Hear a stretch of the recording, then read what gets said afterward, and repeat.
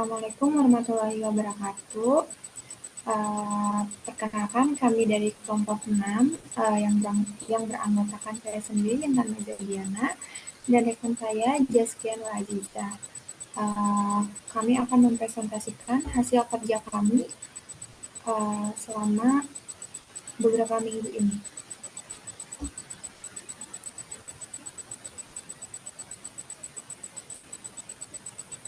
Yang pertama ada introduction. QRIS atau Quick Response Indonesia Standard merupakan sistem pembayaran digital yang diperkenalkan oleh Bank Indonesia untuk mempermudah transaksi non-tunai di seluruh Indonesia. Dengan kemudahan dan keamanan yang ditawarkan serta dukungan terhadap inklusi keuangan, QRIS berperan penting dalam transformasi digital sektor keuangan Indonesia. Hal ini memberikan kemudahan bagi pelaku usaha, terutama usaha mikro, kecil, dan menengah atau UMKM dalam menerima pembayaran secara cepat dan aman. Problem faced by customer. Yang pertama, gangguan teknis dan sinyal. Masalah sinyal, penggunaan QRIS sering terganggu oleh masalah sinyal, terutama di area dengan jaringan yang tidak stabil. Hal ini menyebabkan transaksi terganggu dan menciptakan ketidaknyamanan bagi pelanggan. Lalu sistem pembayaran tidak konsisten. Pelanggan sering mengalami error atau kegagalan transaksi saat menggunakan aplikasi QRIS yang dapat menyebabkan kekecewaan dan kehilangan kepercayaan terhadap sistem pembayaran digital ini. Lalu yang kedua ada ketidakpastian biaya tambahan.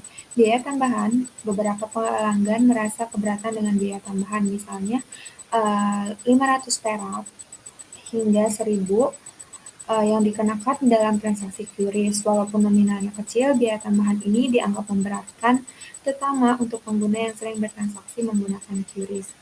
Lalu yang ketiga ada keamanan data. Resiko keamanan, kekhawatiran terkait pencurian data pribadi atau kehilangan saldo secara tiba-tiba menjadi masalah signifikan.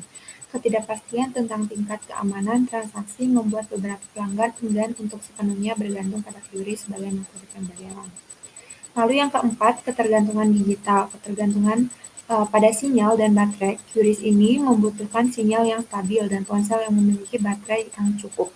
Pelanggan yang berada di daerah dengan sinyal lemah atau tidak membawa ponsel dengan baterai penuh seringkali kesulitan menyelesaikan transaksi yang dapat menghambat pengalaman belanja mereka. Oke, selanjutnya ada profile person. Yang pertama,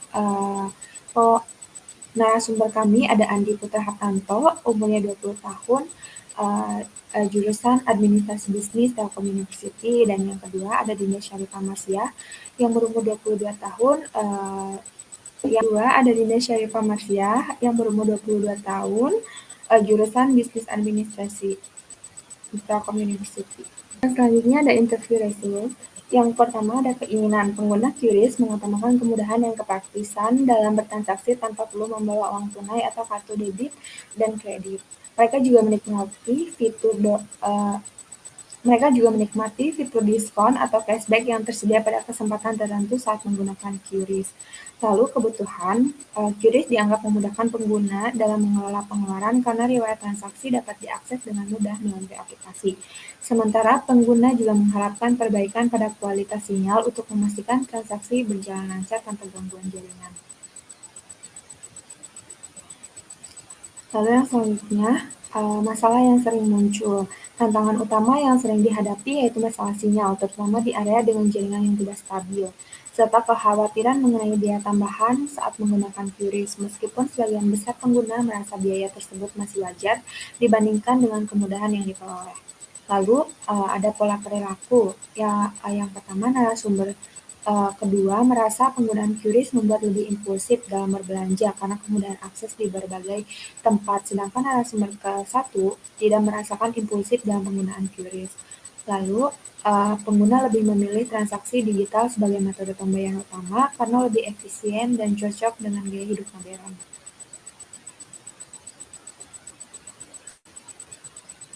Selanjutnya, berikut adalah empati map dari narasumber pertama, yaitu Andi Putra Hartanto Nugroho, yang dapat dilihat sebagai berikut. Lalu yang kedua, adapun empathy map dari narasumber kedua yaitu Dinda Syarifah Marsiah seperti eh, yang dijelaskan pada gambar ini.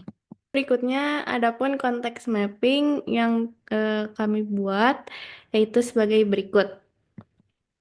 Lalu adapun customer persona yaitu narasumber pertama kami, Andi Putra Hartanto Nugroho, dengan umur 20 tahun dan jenis kelamin laki-laki dan masih berstatus mahasiswa dengan pendapatan 2 juta per bulan. Karakteristik personalnya yaitu aktif di media sosial, mengikuti tren dan mudah beradaptasi. Dengan preferensi channel sosial media yaitu TikTok, X, Instagram, dan rekomendasi dari teman. Lalu tujuan dari penggunaan QRIS oleh Andi itu ingin lebih efisiensi waktu dalam transaksi keuangan. Lalu adapun tantangan, ketakutan, dan masalah yaitu keamanan data pribadi. Lalu nilai atau value-nya yang pertama efektivitas waktu, lalu yang kedua kemudahan dalam penggunaan transaksi QRIS.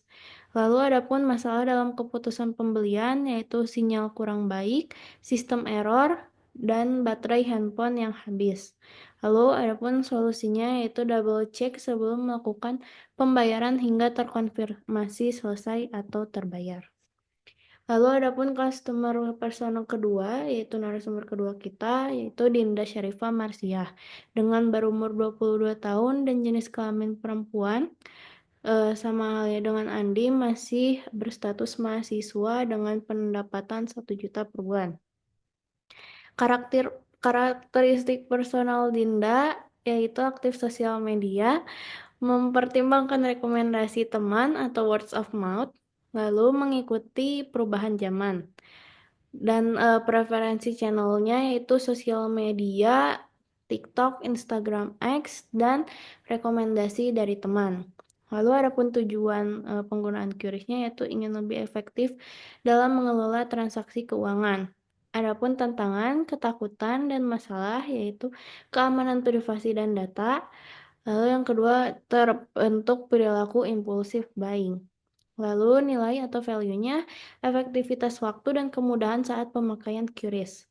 Masalah dalam keputusan pembeliannya yaitu sinyal yang kurang mendukung dan maintenance saat aplikasi. Lalu solusi yang diberikan oleh Dinda adalah mengecek aplikasi sebelum melakukan pembayaran.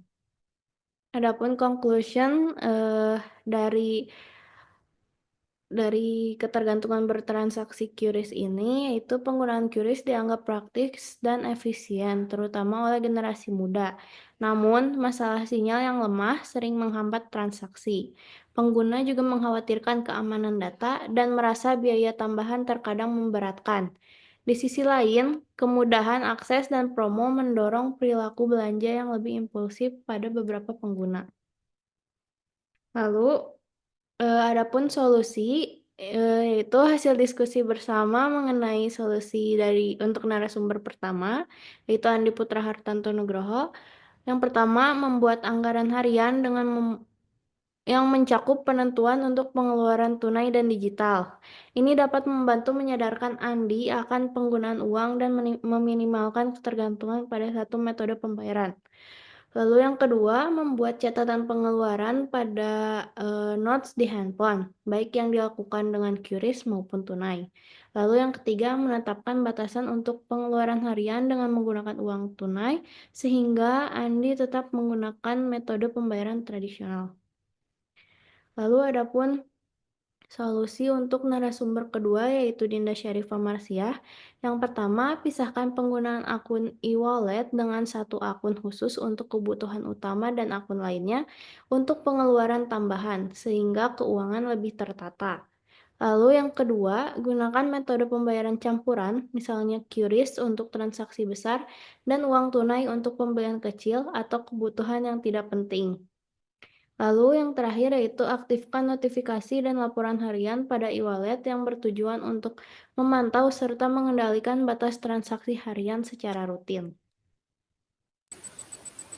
Sekian presentasi dari kelompok kami. Kurang lebihnya mohon maaf. Assalamualaikum warahmatullahi wabarakatuh.